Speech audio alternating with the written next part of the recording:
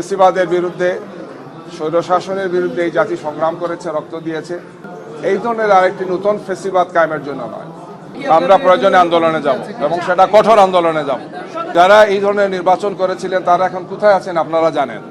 আমরা আশা করব না, প্রত্যাশা করব না যে এই নির্বাচন কমিশনকেও এই ধরনের পরিণতি যাতে তাদেরকে ভোগ করতে না হয়।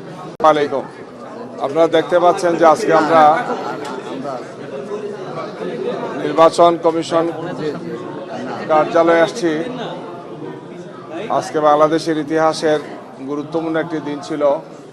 গতকালকে বাংলাদেশের ত্রয়োদশ জাতীয় সংসদ নির্বাচন এবং গণভোট অনুষ্ঠিত হয়েছে।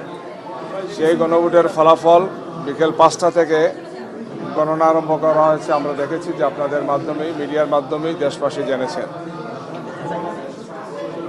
এখন রাত প্রায় 4টা বাজছে, বাজার পথে আছে। আমরা খুব আশ্চর্য লক্ষ্য করছি যে এই গণনা কার্যক্রমের সাথে নির্বাচন কমিশনের যারা জড়িত আছেন, রিটার্নিং অফিসার, সহকারী রিটার্নিং অফিসার এবং ইসির সদস্য যারা আছেন, নির্বাচনের ফলাফল ঘোষণার ক্ষেত্রে তারা অস্বাভাবিকভাবে কিছু কিছু ক্ষেত্রে বিলম্ব করছেন।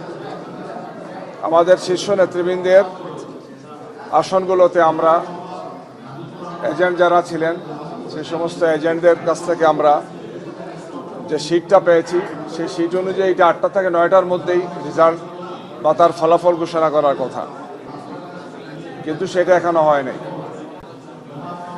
কোনো কোনো আসনে এটা হয়েছে যে আসনে যে সিটে স্বাক্ষর দিয়েছেন প্রথম সেখানকার রিটার্নিং অফিসার বা তার কর্মকর্তারা, কিছু সময় পরে সেটা চেঞ্জ করেছে। ঢাকা 17 আসনে এই ধরনের ঘটনা ঘটেছে। কমপক্ষে 8টি সিটে এই ধরনের তারা পরিবর্তন করেছেন, ওভাররাইটিং করেছেন। কেন চেঞ্জ করেছেন? বলেছেন যে একটু ভুল হয়ে গেছে, এটা সংশোধন করতে হবে।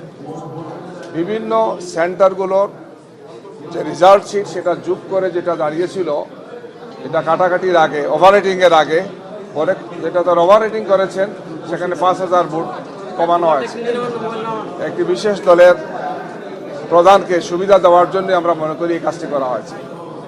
আমাদের যারা সেখানে ছিলেন এজেন্ট, তাদের কোনো কথা বলতে দেওয়া হয়নি। তারা ইতিমধ্যেই প্রেস কনফারেন্স করেছেন, প্রেসের সাথে কথা বলেছেন। আমরা বলেছি যে আপনার এই ব্যাপারে পদক্ষেপ গ্রহণ করুন। আমাদের কাছে মনে হচ্ছে যে একটি বিশেষ দলকে সুবিধা দেওয়ার জন্য নির্বাচন কমিশন এবং তার সাথে যারা সম্পৃক্ত আছেন তারা এটার সাথে ষড়যন্ত্রমূলকভাবে তারা জড়িত আছে। একই অবস্থা আমাদের 11 দলের অন্যান্য শীর্ষ নেতৃবৃন্দ যারা আছেন তাদের প্রত্যেকের আসনে। সারা দেশের আসনগুলো নিয়ে আমরা পর্যবেক্ষণ করেছি, পর্যালোচনা করেছি। একই ধরনের চক্রান্ত এবং ষড়যন্ত্রের গন্ধ আমরা দেখতে পাচ্ছি। আমরা মনে করি যে ফেসিবাদের বিরুদ্ধে, স্বৈরশাসনের বিরুদ্ধে এই জাতি সংগ্রাম করেছে, রক্ত দিয়েছে। 1400 শহীদ হয়েছেন, আরও অনেকেই এর আগে শহীদ হয়েছেন। হাজার হাজার মানুষ আহত হয়েছেন, পঙ্গু হয়েছেন। আমরা রক্ত দিয়েছি, আমরা আত্ম উৎসর্গ করেছি অসংখ্য মানুষ এখানে। এই ধরনের আরেকটি নতুন ফেসিবাদ কায়েমের জন্য নয়। আমরা স্পষ্ট ভাষায় বলতে চাই যে এই যে প্রক্রিয়া তারা করছেন, গণনা করা, রেজাল্ট দেওয়ার ক্ষেত্রে বিভিন্ন ধরনের কলাকৌশল করা, ইচ্ছাকৃতভাবে মনে হচ্ছে যে কোনো একটা বিশেষ উদ্দেশ্য সাধনের জন্য তারা এই কাজটি করছে। আমরা আগেও বলেছি যে আমরা ষড়যন্ত্রের কাছে মাথা নত করব না। দেশবাসীকে সাথে নিয়ে আমরা এই চক্রান্ত এবং ষড়যন্ত্রের বিরুদ্ধে দুর্বার প্রতিরোধ করেছি। আমরা বাধ্য হব এই ধরনের চক্রান্ত এবং ষড়যন্ত্র যারা করছেন তাদের বিরুদ্ধে আন্দোলন করে তাদেরকে আমরা জনগণের মুখোমুখি করব।